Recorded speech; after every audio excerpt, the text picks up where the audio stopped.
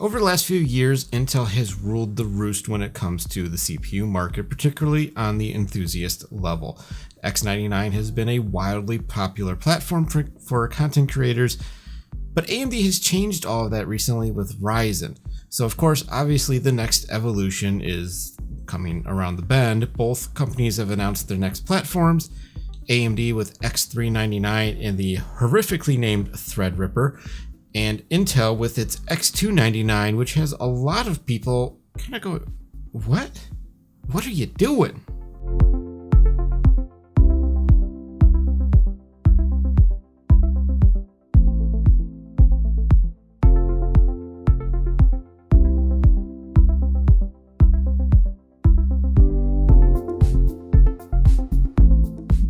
So first and foremost, say hello to my new digs. I am in my own little room now, and so hopefully that allows me to do a little bit more, but we'll see how it goes. It's still a work in progress. I have to do a little bit more in here, but for this video I decided I wanted to not talk about the change that we've made here at the apartment, but what is coming for the enthusiast levels of CPUs. Intel and AMD have both kind of made their announcements. There's a lot of vague details, but there's still information out there that is worth looking at.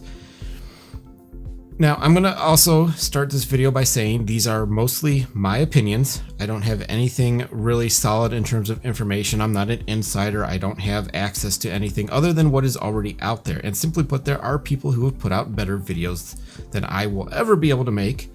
Jay's 2 cents has talked about the situation with Intel and X299. Paul and Kyle of Awesome Sauce have also, or Awesome Hardware, or whatever they call their live stream show, they talked about it as well. So they've touched on X299 and what they think Intel is trying to do and how little sense it makes.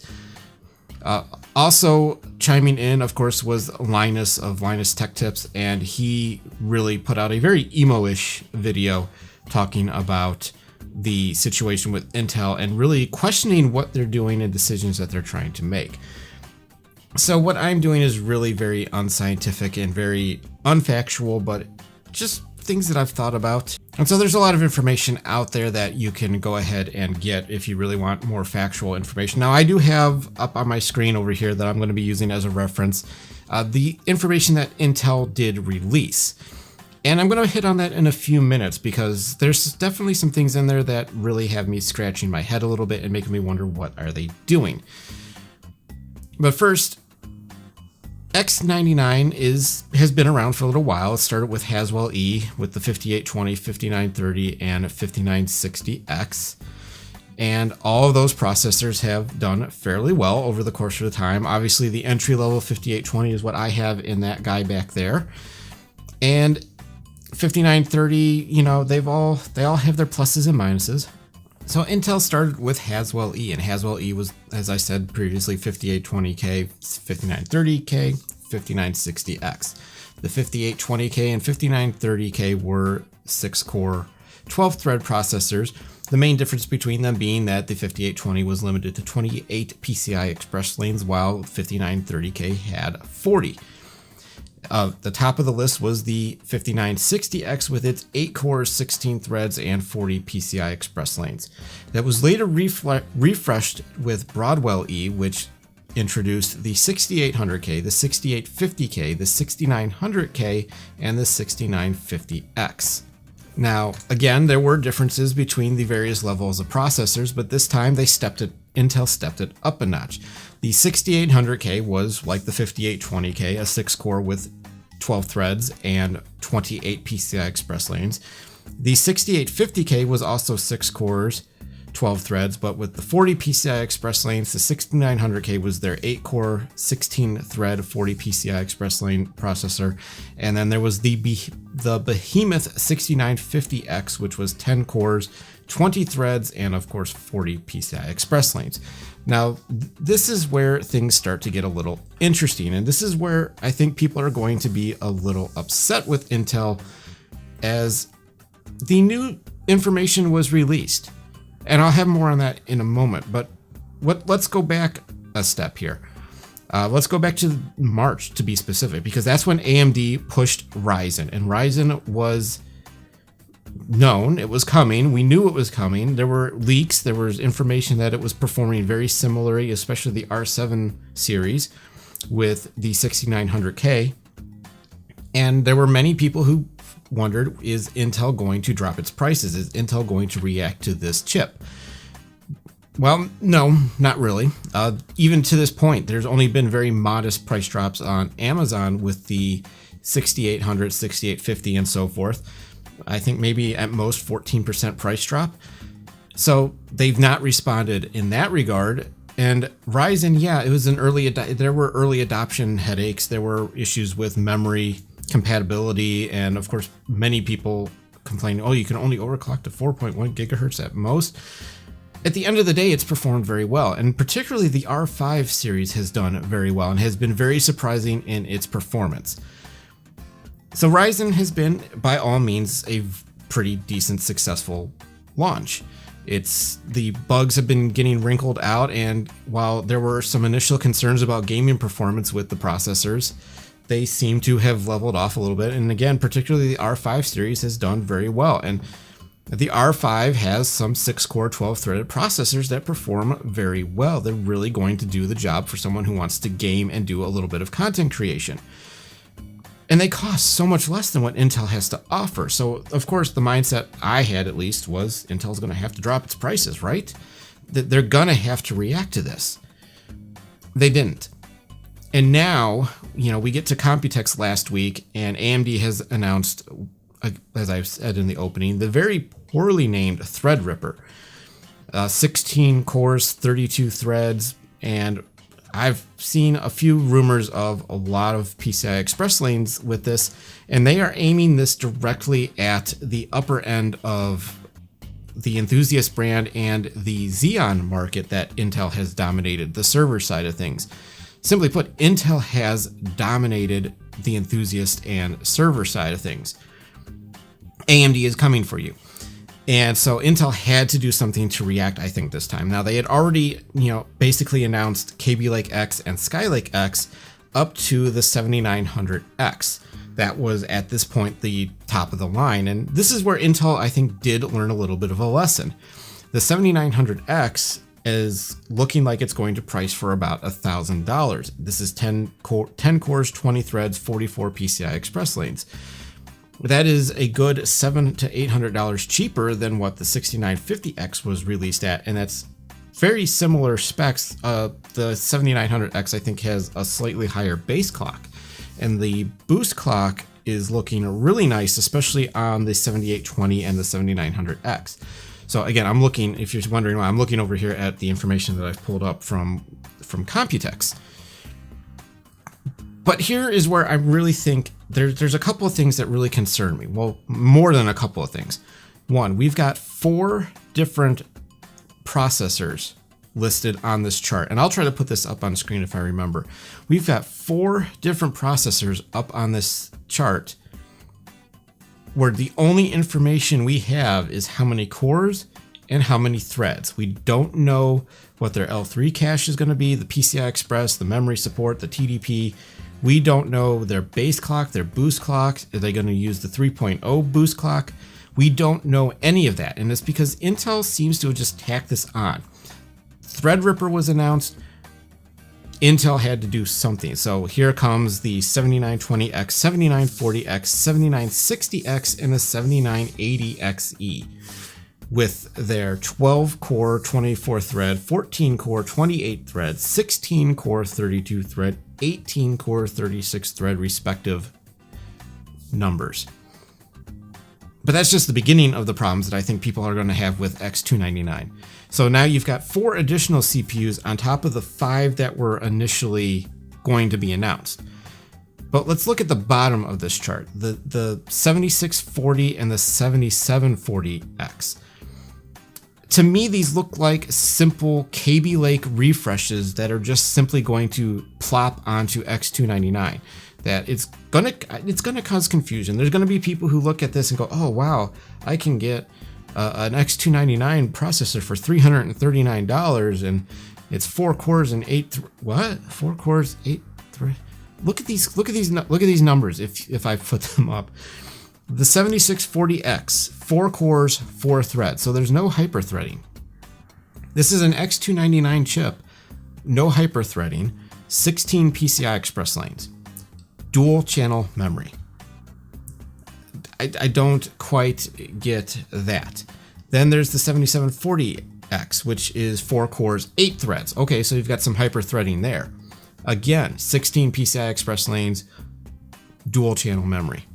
Now, the 7800X, okay, 6 cores, 12 threads, 28 PCI Express lanes, but quad channel memory and a TDP of 140 watts. So it's kind of where we expect to see that. It's reminiscent of the 5820 and the 6800. Almost $400 recommended price, but places like Micro Center will probably have it a little bit less. But then you move into the next tier.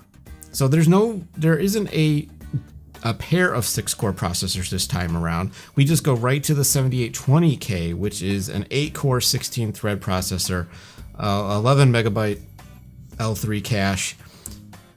So 8-core 16 threads, remember this, 28 PCI Express lanes. That's it, no more than that. And this is a departure from what they've done in the past. 8-core, 16 threads used to get you 40 express lanes.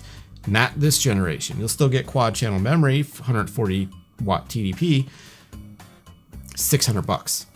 So you're losing PCI Express lanes this generation.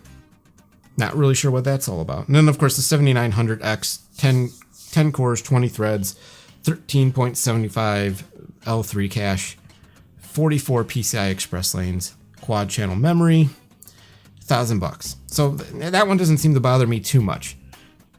I go back to the Skylake-X stuff, the 7640X to 7740X, and wonder what is the process behind that? Why are we even doing this? Why even bother? This is going to cause confusion because people are going to buy these chips, they're going to buy an X299 motherboard, and they're going to realize half the features on that board aren't going to work. They're not going to be able to do as much with that as I can even do with this guy. It's just, it just doesn't make a lot of sense to me. And I don't really understand why they're doing this. And this is what a lot of people are questioning. What is the point of these two processors? Then you come back to the 8-core 16-threaded processor that only has 28 PCI Express lanes. What are we doing there? There's just so much that doesn't make sense to this launch, and it feels rushed, and it feels like, okay, you want more than 28 PCI Express lanes, be ready to shell out the money. You're going to get yourself a couple extra cores, but you're going to also pay $1,000, which is $400 more, by the way, than the 8-core. So you're going to pay $400 more for a bump in the L3 cache and extra PCI Express lanes. So really what this is that there's going to be these X299 boards that are going to have all these robust features depending on how much you're willing to pay there, but you're only going to be able to use certain ones as you go up and down the line of the chipset, which is fine, but why are we going backwards? Why are we losing PCI Express lanes at the 8-core level? And what is with these 12, 14, 16, and 18 core chips that don't have any information? What is going on there? Why even announce this if you don't have anything to provide me? What is going to be the base clock? What are they going to boost to? Are these going to be something that you can overclock? The more cores, the less of a overhead you have, I believe, for overclocking. Somebody can correct me if I'm wrong, but that's one of the things that you lose as you gain cores. You lose the ability to overclock a little bit. Now, the one thing that I will give Intel here is their base clocks are a little bit of a bump. The 6-core processor is 3.5 gigahertz versus like this guy back here is 3.3 gigahertz. And it's going to boost to 4.0. But the Turbo Boost 3.0 technology that they have recently announced does not apply to anything below 8 cores. You have to get at least an 8-core processor to take advantage of that. So the 7820X is going to go 3.6 base clock to 4.3 with their initial Turbo Boost, but Turbo Boost 3.0 will push it to 4.5. That's a pretty good frequency. That's more than this thing is overclocked. This thing is at 4.4 gigahertz. So Intel seems to be able to have unlocked some of the core speeds a little bit, but there's going to be a price to pay for that. And so this whole thing just seems really muddied. It seems really rushed. It seems a little bit of a cash grab, as Jay's 2 cents put it, and it has me scratching my head a little bit. And I've gone on long enough about this. I wanted to get some thoughts on this. I was definitely someone who was looking that maybe in 2 years I would be looking to go to this platform when this processor has run its course. But now I'm starting to think maybe we'll see what AMD is offering. Does AMD throw something out there at the 10 core, 12 core thread, 12 core level at a much lower price? What is AMD's pricing even going to be? We don't have a whole lot of information on the higher end enthusiast level that AMD is looking to push. But I'm curious, and I'm really going to be watching this carefully, because as much as AMD annoyed me with some of the stuff that I was dealing with on my old laptop, Intel is annoying me with this. And if I'm going to have to give up something, I'd rather go and just wait and see if a 6850K drops in price, or if I find a 6900K down the road on, used, that's still very serviceable, because I'd rather do that than shell out $1,000 just so I can get, the extra PCI Express lanes, which at this point in time, I don't need them. I'm not using anything other than a graphics card and my NVMe drive. But to go beyond that, if I ever decided to go SLI, if I ever decided to add a capture card or other PCI Express devices, now we're starting to bump into those limitations. And I'm already limited on this chip with the 28 Express lanes. Now I can't even go into X299 and get an 8-core processor that'll give me 40 plus Express lanes. It just seems like a poor decision, and I don't get it. So again, I have to ask the question, what are you doing, Intel? You have a chance to come out and say, we're still the best at what we do. This is why we're going to be the best, and this is what you're going to pay to get the best, but you're going to get the best.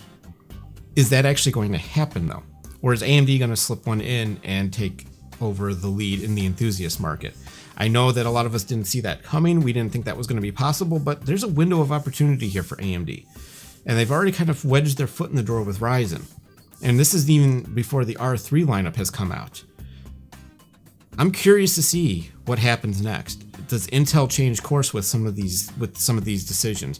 Do they change some of the design on these processors? Is it too late? Is this what we're going to get? Time's going to tell, but I'm curious to see how this plays out. That's all I've got for today. This went on long enough as it is. Hope you enjoyed it. If you have any thoughts on this, if you want to discuss this, leave them in the comments below. You want to throw some support my way, give this video a like, all that good stuff. I'm going to go now. I hope you enjoyed it. I'll catch you in the next one. I'll probably do a little room tour showing you how this room has been set up, but that's down the road a little bit. I'm going to try and get some gaming stuff going here soon. My gaming channel is still alive. I'm actually going to be starting a series called Opening Moments here, where I'm going to take a game out of my Steam or Origin, Uplay library, whatever it may be, and just the first 20 to 30 minutes of the game. Maybe it's the first couple of levels, couple of cinematics, whatever it may be. I'm going to try and do that, and if people want to see more of it, maybe that game will become a series. We'll see what happens. In the meantime, though, that's it. Hope you enjoyed it, and I will catch you on the next video.